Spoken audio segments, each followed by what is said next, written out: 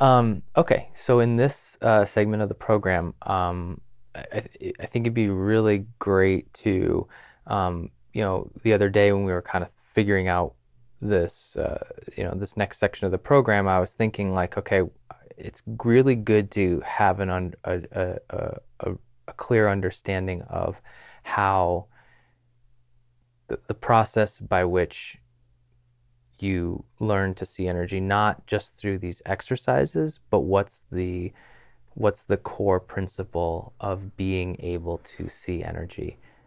And when we were talking about it, we basically, you were saying you have to become more energetic. You have to, it's, I guess, a nice, like one way of saying that would be saying you have to raise your frequency, right? Right. Sure. You have to, you get your field to spin faster, basically. Mm-hmm. Sensitizing yourself to energy, but I think because one of the things is like you said over and over again that you're not seeing energy with your physical eyes, right? So that's good, but also to understand the flip side of that is that even though you're not seeing it with your physical eyes, you're still going to see it as if it was with your physical eyes. Correct. Because it's the same visual cortex of your brain that's actually going to produce your experience of that visual phenomenon. It's going to interpret it. Right. It's going to interpret the raw data that comes in and give you a visual image of what that, the way that it reflects, for you in your mind. And that's why, going back to the beginning where it's like, describe what it is that you want. So it's, it'll go off of that. Your subconscious remembers all of that, even if you can't consciously, remember what you wrote down about that, it does. And so it's sort of like giving you this picture. And that's why, sort of that immersion technique, right, of like, are there visuals that you can find online or, in books that you might have or whatever, what that might be like, or,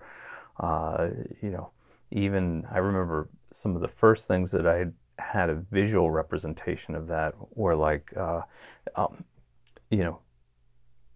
know if it's the right term, but like animated on, like book covers, like the Castaneda books, they would sometimes show like sort of a person, so you could see their legs and maybe just the barest outline of their torso. And, you knew there was a head there too, but it's like the whole thing was sort of like there was a glow around them, or like a sort of a striated ball that was around them, right? So that was, and so, but that was the first sort of visual idea I had, like without, that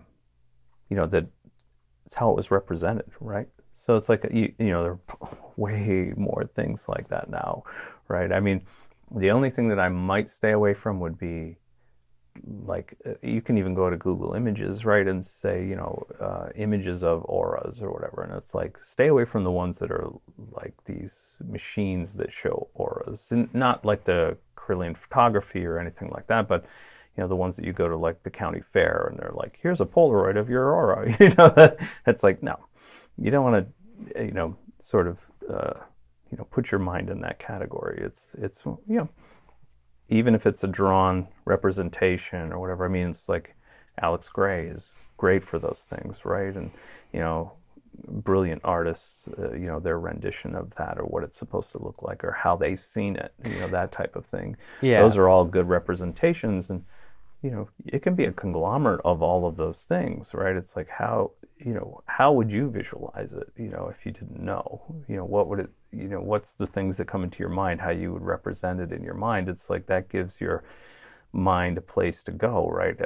It gives your subconscious a way to tweak the information that you're perceiving and put it into a form that will register to you as being, that.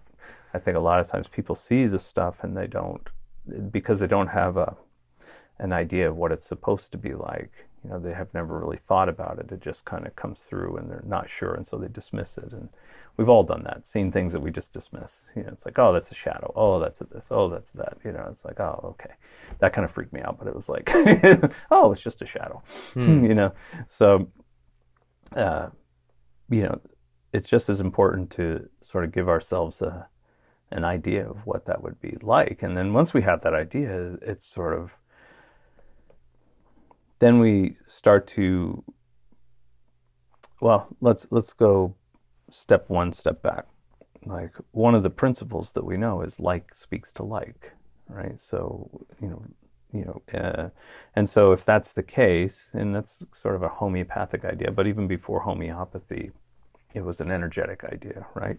So like speaks to like. So if I want to be, if I want to speak to an angel, or or a dog or a cat, right? It's like I'd want to almost become more like that, right? I'd want to bring my resonance to that place where we can entrain together, so that I have, a deeper understanding of those things, and I'm able to communicate in one way or another. It's like, look at these guys that are, there's that famous one, the horse whisperer, right?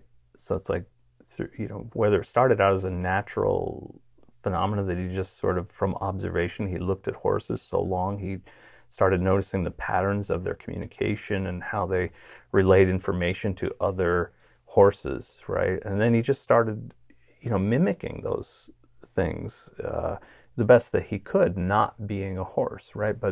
And so he became, one of these people that, through hyper observation and mimicking, he learned the language, the sort of the physical language of these animals, right? And so, and because of that, people were amazed at what he could get them to do, or how he could treat them, and they could, respond to him.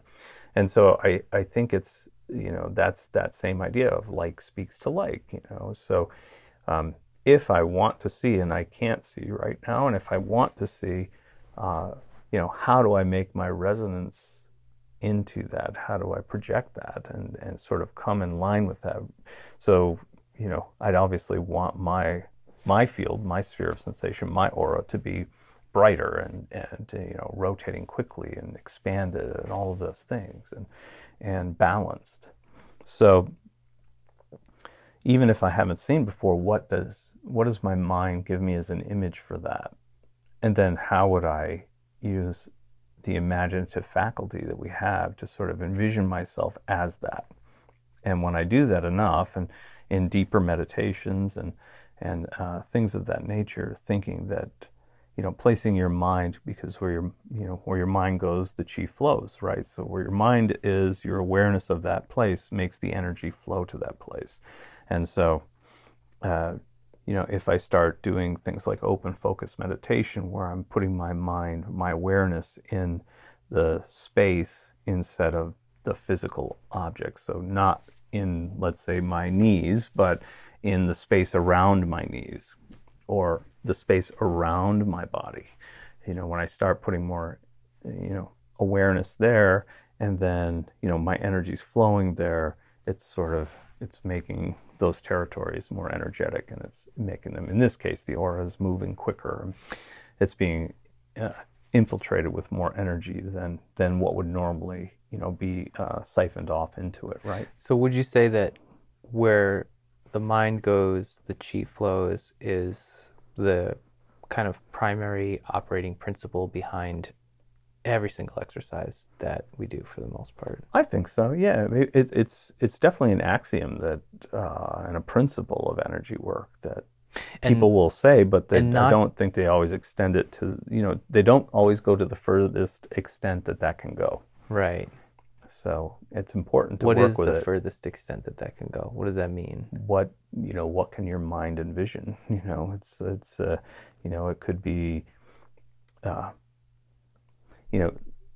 science has confirmed what people have been saying for thousands of years, probably before that, right? It's like, imagining yourself in certain scenarios is almost like it's like you're exercising the ability to go through that over and over again. You see yourself doing it over and over again. And then we have, sports science, right, that says, if you imagine yourself, you're a 100-yard dash guy, and then you imagine yourself doing that, you work out for the couple of hours that you can during the day, but then you imagine that, many times after that. It's like there's not any difference between the brain firing if you're sitting in a chair and imagining yourself going through that than there would be if you were actually doing it. So that's a huge thing. That's a huge Would thing. you say that there's no difference between where you put your attention or would you say that it's like a synonymous term of like where my attention is what I'm adding energy to? Yep. It's not just about where the chi flows or where the energy flows, but it's about like, because it's like, okay, it's one thing to say I'm directing the flow of energy with my mind, but it's another thing to say like, it's not just about where it's flowing, but also it's not just about where it's flowing, but how much is there, how much is going to. It's just almost like this universal energy that is, moves to where our mind goes. Also, it creates a greater it stimulates movement, right? But it's also more energy. Well, right? it's movement because it's a circuit, right? In our basic understanding of what that is, right? So it's not just I'm sending energy to it, but it's like I'm making a connection with it. And when I make a connection with it, that runs in two directions, right? So I tend to not think of it running along the same cable, but basically making a loop and coming back. And so I'm getting information from it, it's getting information from me, I'm getting more information from it, it's getting information, until we can sort of suss out a common language, right? And so when we do that, then I get more direct stimulation from that, right? Because I'm entraining to the thing that I'm attaching to. So, but it's through this feedback loop. It's not just one direction, right? So it's like, yeah, we can say the chi flows where the mind goes, but it's not just one way. Right. It's not like you're just bleeding into this thing. Your mind or your attention is not just to a fire hose of energy blasting at whatever you're putting your mind on. No. There's the loop that comes back, and it starts to compound on itself, right? Right. And it compounds on you.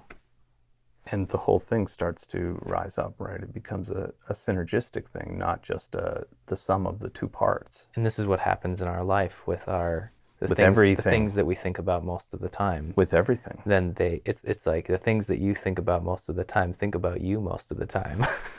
That's right. And so, it is simple, but at the same time, we can make it as deep and complex as we want, right? Right. Because it's like, you can strike a single note, you can strike another note, and, it's either going to be harmonious to our ear or dissonant. Right. But if I keep doing those consistently together, there's these other harmonics that we don't hear right away, but then after a while, we get so entrained to that single strike and single note and consistency that we start to hear these overtones. We start to hear these harmonics coming underneath, what we think of or on top of these single carrier notes that are the connection points. So it's the same thing with us as people, right? And other things as well. It's like when you reach out to something and connect with it, yeah, there's that initial contact. I'm sending, my focus is there, my attention is there, so my awareness goes there, and I'm like, oh, that's a beautiful, grand tree or whatever it is. It's like, and you want to get closer to it, but when you fixed it in your attention, you're sending a string of energy there. Let's say like an infinitely fine thread, and the more that it starts to garner more of your attention and to dissipating everything else around it, right? So your attention starts off as this grand view, and then all of a sudden something grabs your attention, and it's like everything starts to narrow down to that one thing, right? And then that opens up into a grand view of that one thing where your mind is focused. Right. And would you say that there's no difference? But would you say that it's an automatic process that whatever my attention is focused on, my sensory experience of that thing increases. Mm-hmm. So it's like the longer that I put my mind on something, the more rich my sensory experience becomes of that thing. Right. Is that an automatic process, would you say? I think it's automatic to some degree, and then, people that have pushed that ability to the nines will have more of that. And so, it's like the way artists see the world, right? They have the same grand view that everybody does, but when they focus it into a certain parameter, and then all of a sudden they're connecting with that, everybody says artists see the world differently. And so it can be, instead of the whole tree, you've focused into this one knot or whatever it is, and it just becomes this rich texture and, all of these things. And, you can just get lost in it after a while. Well, you've connected with that one aspect, and your awareness becomes totally focused on that territory. And you have a different experience of that rather than just walking by the tree and going, oh yeah, there's a knot on that tree or whatever. It's like just a glancing blow, right? And where a lot of people are these days, it's like so much distraction, right? It's like that finite pie of energy that you have for the course of the day just gets distributed in so many things that you can't have attention on anything of any value, right? So it's just like this broad, kaleidoscope of random things, right? So it's like, again, narrowing your focus down and being able to commit to a deeper connection with that thing. I mean, I know it sounds all kind of cliche, but that's exactly what it is. It's like you're really trying to get some kind of deeper understanding of the thing that you want to connect with, right? We do that with people automatically. We have a new love interest. It's like you want to know all the little nitty gritty about them, basically. And it's like, what are their favorite things? What do they don't like at all? What do they, You pay attention. You pay attention. And I mean, And think that's about that interesting word, right? You pay attention. Right. You pay. You sacrifice attention from someplace else, and you use that to put it on something else that you desire more than those little obscure things around, right? So it's like the reason why I'm like, when you see people at a restaurant and one person or both, are on the phone, constantly looking this up, doing this. It's not just like, oh, let me show you this great picture that I took the other day at the beach. Here it is, and then it's like it's gone and away. It's like, no, it's like, to me that always says, I'm not worth you paying attention to. I'm not worth the amount of attention you're spending on this thing. I'm not in that category of this, cats hugging stuffed animals. It's like, that's more, you're willing to pay for that, but you're not willing to pay for me. So what's the point? If you were to personify energy, the frequency of energy that we're looking to see, that etheric or that auric view of things, right? If you were to personify that, to make that into a person or a persona, it's like put it on those terms, right? Right. That's like, how important is that person to you? Right. Right. Are you going to really listen to them? Are you really going to look at them? Are you going to really try to understand them? Right. How engaging is it? How much of a relationship do you want to have? Right. What kind? Do you want it to just be casual passing on the street, right? And or you're just strangers, or do you want to have an intimate relationship, right? Does it become that sort of that automatic greeting? Like, hey, how you doing? Right. It's like, but I don't really want to know. You're saying the I'm words, not really but saying, you don't really like, want to know. How are you? Right. It's like, that's more on a friendship level and even deeper, right? Right, and even more so too, it's like when it comes to a lot of these things with seeing, especially, I feel like a lot of times we come to it. I know I am guilty of this as well, where it's like you come to it with your own preconceived ideas to a fault of what that thing is supposed to look like, or you're trying to drag it out in a certain way instead of, there's a huge difference between, trying to, it's like you would never do that with with a person, you know, it's like Right. those relationships end because it's like you're trying to jam that Change person that into a person or put them into a mold they can't fit. right Right. instead of really trying to Find out what they are, who they are, all of those, intimate moments that are that really flesh out, one body from the next, right? I mean, it's like we're all human, different characteristics, different things. We're all fingerprints, right? But it's like it's isn't it in the uniqueness of that person where you find the meaning and not just the how many friends do I have on whatever. right It's like I right don't that's on that same cursory level. It's just sort of like, oh, it's just a number. hmm Well, now I'm just a number. That's great. yeah So it's like, no, you want to sort of cultivate around you that same idea with people, but you want to do that with that you know auric view or that energy, being able to perceive it in its natural form, right? Not try to make it conform to what you think it should be.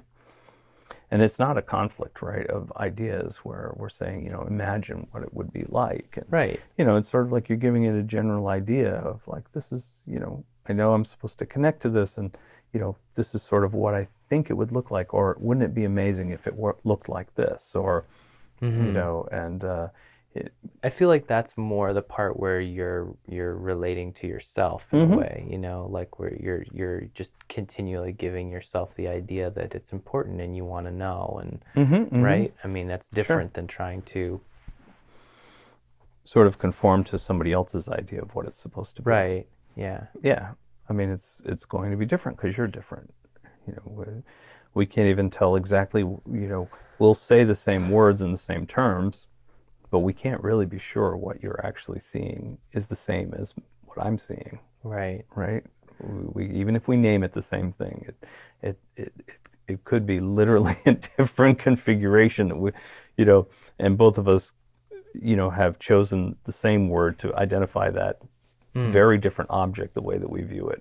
sure. So it's very interesting the way that that goes, and that's kind of one of those weird things in science that we still haven't really we don't understand how that is, but there's no way to really confirm it. And that's an odd notion to think of, something that we take so for granted, like seeing the physical things in our world may not be what everybody else is seeing, even though we're calling it the same thing.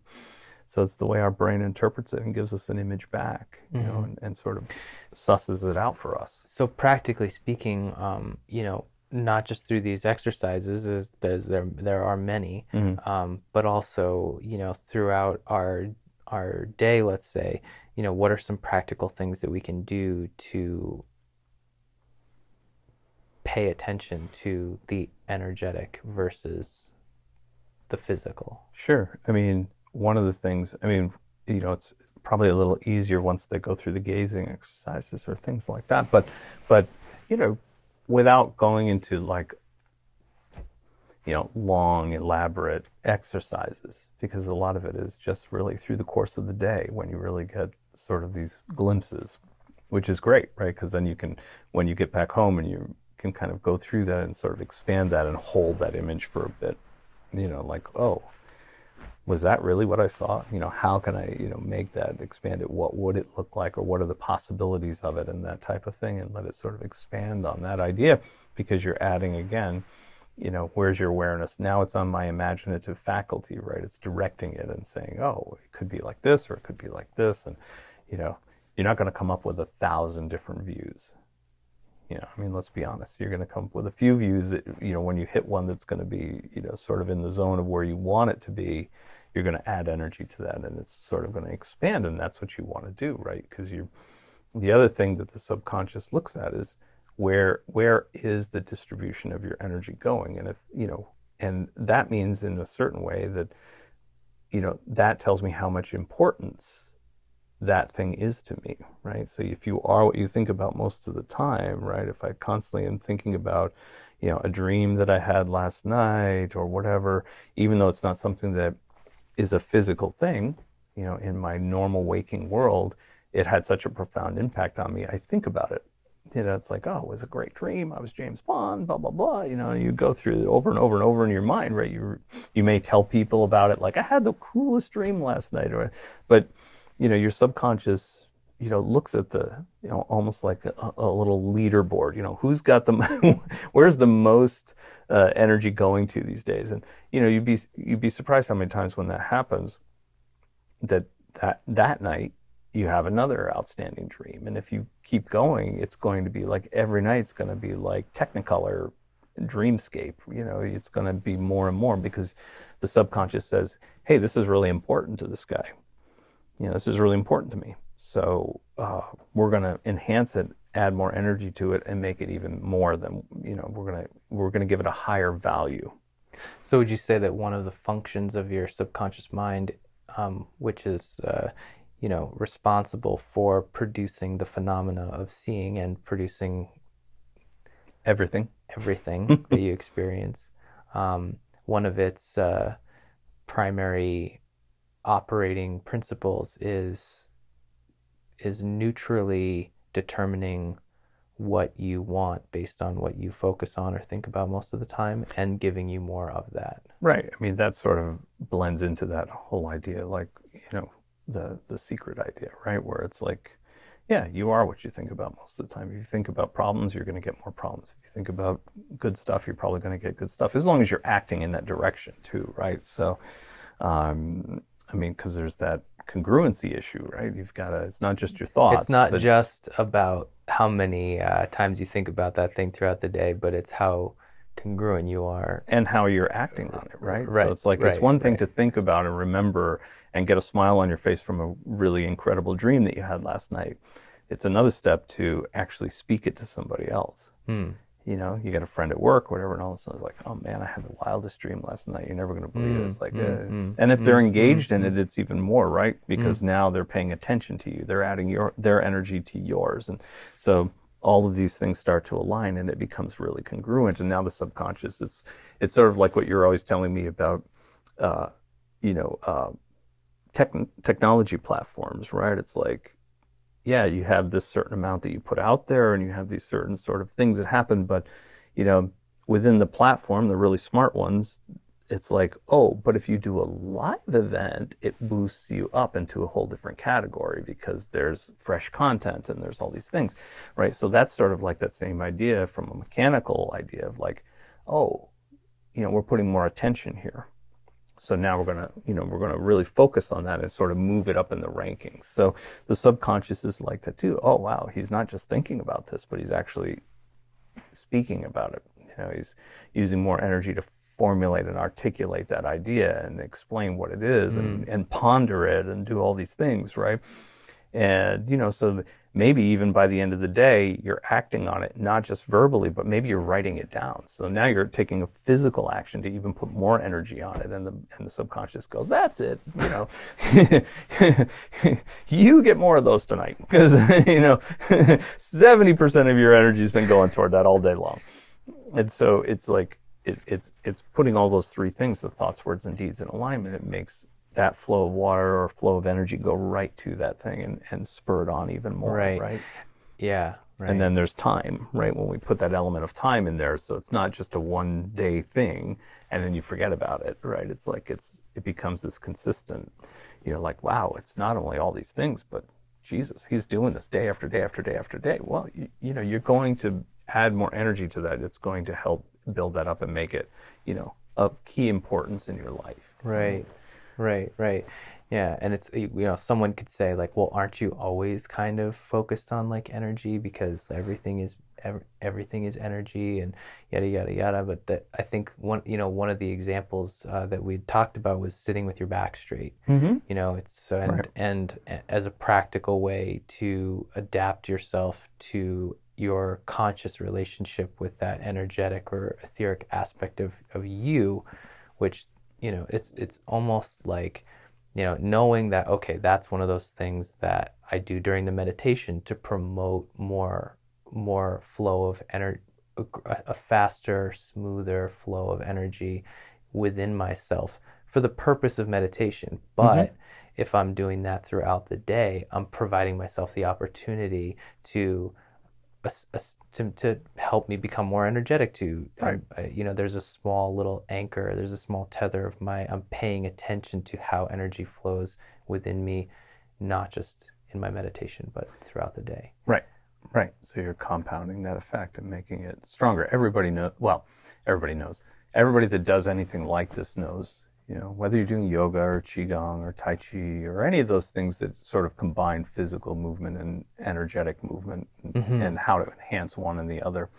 Then when we do those things, that's exactly what's happening. You're enhancing the energetic around you, right? And through you and all of that. And so, but not many people will go after that point and take it into their daily life, right? Once the flush of that is gone after an hour or so or whatever it is, it's like it dissipates and just, okay, that's my yoga practice or that's my qigong practice, and now I got to get back to the real world, Right. And right, it's right.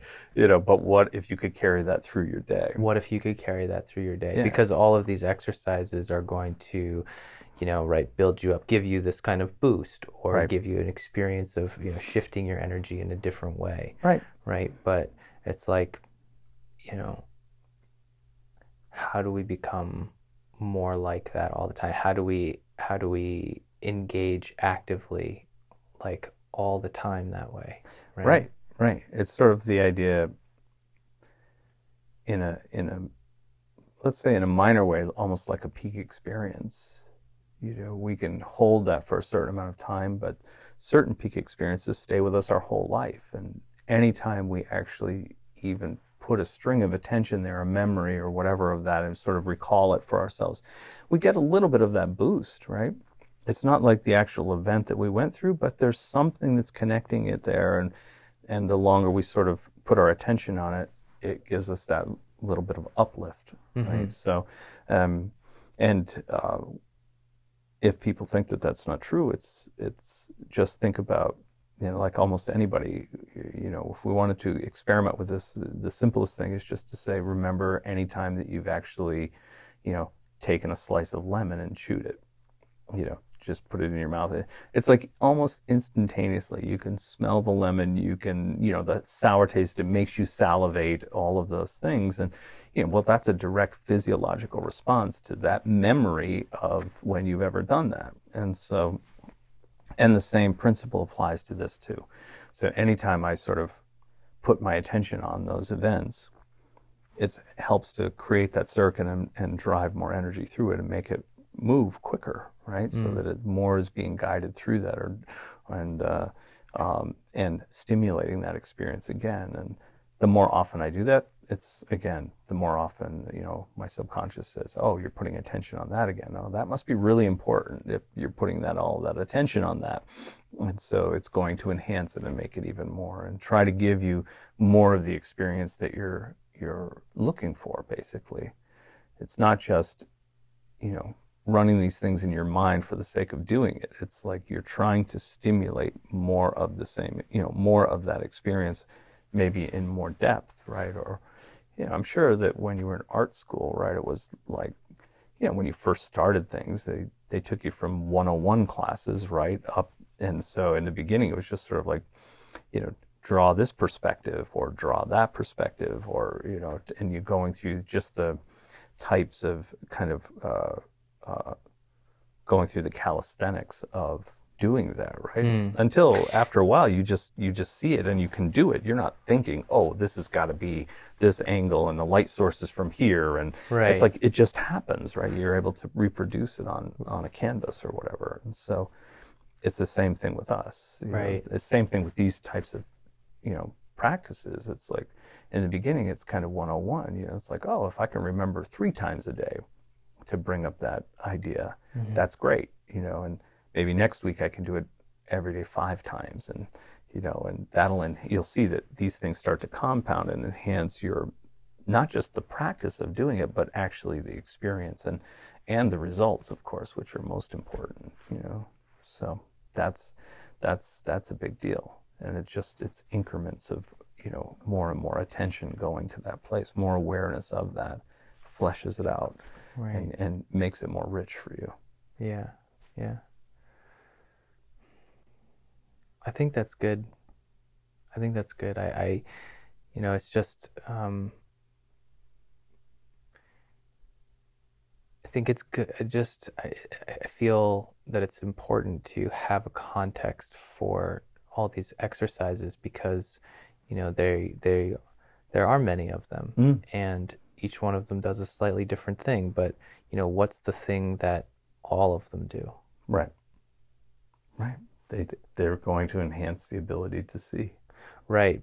And they'll enhance the ability to see by giving you a more refined sensory experience and control over your own mind, your energy, and by bringing more attention to your own energy and manipulating the flow of it in a conscious way, you become more sensitive, you become more energetic, Mm-hmm. your field spins faster, Right. and you become more actively engaged with the energetic. And as a consequence, because you're giving your mind that idea ahead of time, uh, you enhance and expand your sensory perception of that energy. So, Right. I mean, in the same way that you're engaged in your physical world in all the ways that matter and keep you alive and are important for not just your survival, but your pleasure and your enjoyment and all those things. It's like, okay, well, you want to see energy. You want to make your you're trying to change the way that your most important sensory apparatus uh, experiences the world. You're trying to modify the thing that you inherently know is the most important for how you function and move in this world. And so I imagine that there's a part of you that's going to, kind of be Resist like, that? yeah, it's going to be like, Of well, course. how important is it for you to change the way you see? Because right now, the way you see works pretty damn good. Right. Because it's, we focus on the physical, right? Because that's what keeps us alive. Let's say, that's a 1-to-1 ratio for the most part. What's We're enemy, what's friend, what's food, what's poison, what's this, what's that, right? Something that will eat me, something that I can eat. So, and my environment, right? Am I going to fall over a cliff? Am I going to run into a tree? It's very systematic, and so, what we're asking it to do again is to basically, we're trying to convince it that we have a good lay of the land. and that there's And value in right. But in what it's saying is, you want me to shift my attention from the thing that's keeping you alive to something that I'm not really sure what it is that you're going to do with that. Are you going to how be is this going to be are you going valuable? to be so entranced in that you miss, if I'm a if I'm a mouse, you're going to be so entranced in that view that you don't see the shadow of that hawk coming down to get you. Right. And so it's like, and for me, it's like, it's a matter of almost like um, percentages. It's like right now I'm seeing in, high def the physical things around me. And I'm saying, turn down, make that part low resolution, but make this part that's more etheric, more amorphous. I know I'm getting the signals, but there's just not enough energy going there for me to actually comprehend it or see it in any way. So turn that one up. Turn one down, turn the other one up. I can still see it's a person there. I can still see when they're looking at me or challenging me or any of these things. And but I really need to see this other part so that I can evaluate this individual on a different level, and really sort of get a broader view of, what they're about and what's going on with them. So, Right. Yeah. for whatever reason. So I tend to think in, when I'm in that analytic mode, it's really like technology is even for me, who's pretty inept with the technology, those ideas are relevant. It's like I'm making the physical, lower resolution, and I'm turning up the resolution on the background area, and the space around that person is becoming of more importance to me than the physical image in front of me. Right. So You know, you're not going to do that. You're not going to stop to see the aura of something that's confronting you at that moment. Your your mind will just go like, I don't think so. You Hmm. know, it's like you need to have this in high def so you can know when to run, to fight, to whatever, right? So it's like, you know, you need to see everything in sharp detail. Of course, that's Right. our physiology does that too, right? Adrenaline kicks in. It's like, you know, your field of focus goes way, way sharp, you know, and down. It cuts out the periphery so that you can't, you know, can't be distracted by things. You're really hyper focused on the thing that's of threat in front of you. So we're saying, you know, basically we're using our own will to say, you know, we've identified this is not a threat. First and foremost, let's turn down the resolution on that so that I can, you know, shift up the resolution in this other area that's important. Right. I mean, people do it automatically all the time. Tell me that, you know, any person hasn't been, uh, you know, again, I mean, I hate to use these examples, but they've all happened to us, so it's like good to use them. You know, you're in a restaurant with a group of people, you're at a big table, and, you know, you're listening to a conversation and the person that's talking, they may not be talking directly to you, but you hear them talking. You're sort of just observing the conversation there. And they're in the middle of their explanation or whatever it is. And then all of a sudden you catch a word or something that, you know, grabs your attention. And so even though maybe your facial expression hasn't changed or whatever, but all of a sudden you turn down the resolution sound wise and what the person's saying, and it gets turned up so that you can hear this conversation 3 people down from you. It's like that's a pure example of that same phenomenon, but with hearing instead of vision. But it's the same idea, right? I can't hold 2 conversations at the same time or whatever. So it's like, but you know, because my attention gets struck by that one word or whatever it is, it's like in an instant, this one, the resolution on this sound gets turned down and the resolution on the other sound gets turned up, right? And so I'm much more focused, even though, you know, visually I'm still looking at you and pretending to pay attention and nodding here and there, but I'm really listening to this conversation down there. And so it's the same thing with this. You know, it's just like I'm turning down the resolution on the physical form and turning up the resolution on the energetic form. And that's it. And every single one of these exercises stimulates our ability to do that in different types of ways. And by degrees. You And get by more degrees. flexibility with it Right. and more precision with it. You know, it's like you don't always, you know, there's not,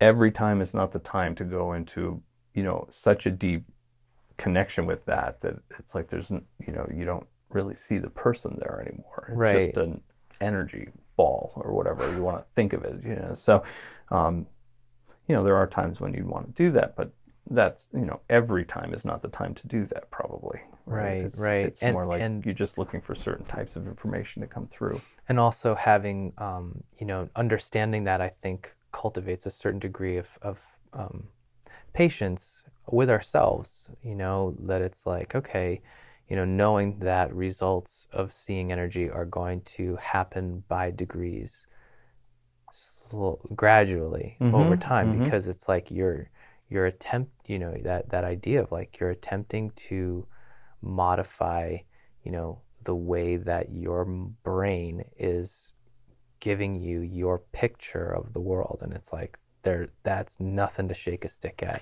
Right. That's, you know, and so it's like, okay. And so, you know, it's like, so I think knowing that will help me too, you know, being more patient with myself as well in doing these exercises and not bashing and saying like, oh man, you suck at this. Oh, this is the hardest thing in the world. Oh, this is ridiculous. Oh, why can't you do this? You know, like what the hell? Right, You know, it's like, do I just suck at this or is this really hard? You know, it's like, hey, you know, it's not like a small deal to modify the way your brain is currently wired to give you your perception of the world around you. It's like, come on. Right. I mean, you know, artists, musicians, they're all great, you know, great analogies for that. Like, yeah, there's always the prodigy. Right. There could be the Mozart, but they're not the rule. And even Mozart was being trained by his dad at like 3 years old to Right, do that. So it's like, right, all right, right. well, yeah, he may be, we could look at that and be like a It's not genius like he came exception, out but of it's the like, yeah, yeah, womb, yeah, yeah. But he was actively asserting his, he's practicing, being trained to practice even from right, a young age, especially, when, as kids, it's like their minds are so flexible absolutely. and yeah. And so Yeah, it's like, it's not that it's not possible for us. It's just that, it takes time, right? It right. takes, So the rest of us have to work at it. right. And so it becomes by degrees, right? It's not an instantaneous thing. And just like most great musicians or most great artists, right? They started out at some place and they sort of grew as they did more and more, they grew into, the place where they are now. And Right. but we only see the place where they are now. We didn't see all the work that went Right. into it. And so it's until they get so famous, they do documentaries on them, right? And then we go like, oh my God, he had such a hard life. He has a wooden great toe on the left side. It's like how, whatever. It's just all these little things that you just never, you never know about these people, what they have to go through to get to the place where they are. We just see the end result. And I think sometimes it skews our idea, especially about ourselves, like, oh, they're really great. Well, it took them 30 years to be great. It wasn't overnight. And most people just don't have that kind of tenacity to stick with something and really develop it over an extremely long period of time. Well, I think it's partly it's a cultural thing that our view of talent and ability is skewed, Sure. because we, again, it's like you said, we don't always get to see the behind the scenes documentary on all the people that we know of as being really proficient in whatever they do. But I feel like that's starting to shift, Oh, culturally, definitely. where it's like there's so many books that are being published about talent and Right. like that book, The The Talent talent Code. code. Yeah. Yeah, yeah. That's a great one. I just recently read Right. through, and it's like, oh man, it's great to like just remind yourself of those things and know that with the energetic, it's no different. It's no It's all different. the one thing, right? That's So right. it's like, As above, so below. yeah, That's what that means. It's not just some mystical idea, right? It's sort of a principle that goes through everything from physical to, energetic, spiritual, all of that. So, and everything that we can think of, really, there's nothing that it doesn't pertain to. So, and just to explicitly state it, you didn't pop out of the womb. being able to see, probably like everybody else, and then lost it. Right. But But I this, didn't lose it completely because I was constantly doing stuff with it, not knowing. Not right. knowing. It wasn't like I had some internal knowing of that. It was just, But I it just was a mean, cool phenomenon, right. But it's good to know that, like, because I think with a lot of things, especially with, in the category of spirituality, it's like we look at people that are highly skilled with these, certain things and say like, I think we have a tendency in general, I know I do, to look at them and go like, oh, they must have either been born with it, and now they're Near-death just saying experience. that yeah, right, right, right. Something really cathartic that nobody really wants to go through in Yeah, order yeah, to yeah. be able to do that. It's like, no, no, no, no. It's like, nope, we just practice. Just practice did it, Yeah. Engagement did it, paying attention did it. Really caring about it did it, And there was a period in my life where I lost it too, right? So it goes away if you drag your attention away from that, to things that are at the time more important, you lose those things, right? Because you have only so much energy, right? So it's like when you have to redirect it, it's got to come from somewhere, right? So, probably from the age of, I don't know, 16 to like, to when I, was introduced to my first teacher, it's like maybe 18 or so. It's like it didn't really, I didn't really have any manifestations of that. So it was sort of just something that I forgot about, really, because, I was thrust into a new situation. I was thinking about, what am I going to do with my life and all of those things, which we thought about a lot younger when I was growing up than people do today, right? So when I was shifting more and more attention on those things, going to school, picking school, all of that stuff, right? And then it wasn't until much later, even, it wasn't just the initial onset of getting a formal teacher and, being taught things, right? Because that wasn't part of the things that I was taught. It was just sort of it was a side effect, let's say.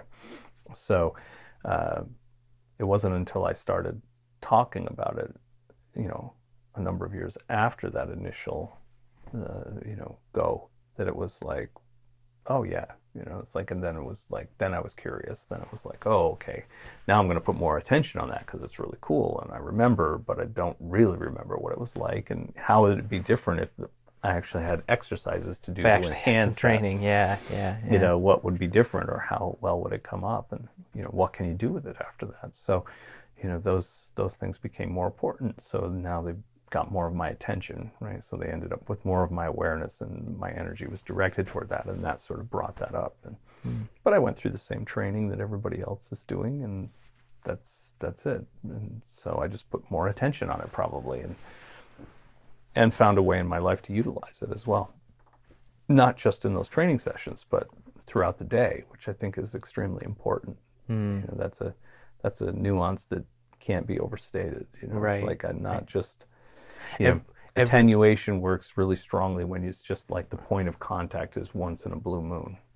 It meaning dissipates. like if you only do a meditation once a week, it's like, yeah, it's better than none at all. correct. But yeah. it's not going to be the same as touching on it in a small way, certain times of the day, throughout the day in small increments, and having that momentum keep going, right? Because it takes a hell of a lot less energy to keep things moving when they're already moving. Now I can just direct it rather than trying to start from scratch all over again. Yeah. I mean, any electrician will tell you that it takes a hell of a lot more energy to turn on a light, to get it to go from dark to completely lit up, than it does to run that light on for an extended period of time. Most of the energy draw is from that initial contact. And so, that's the thing, and that's momentum, right? In a way that we're looking at it and saying, okay, if I'm touching on these things on a regular basis, that momentum's going to build up and it's going to, help propel it forward. So I'm not starting from scratch every time I start something, right? Every time I touch on that. So. Cool. Yeah. All right. Awesome. Well, yeah, that's great. And we'll get into some of these techniques and then just kind of keep that in the back of our mind and know that, it's not just about when we're sitting down to do them formally, but, using every opportunity to, knowing that every moment is an opportunity to add a little bit of energy to the process. The process, yeah. Yeah, exactly. Cool, man. Good. Thanks.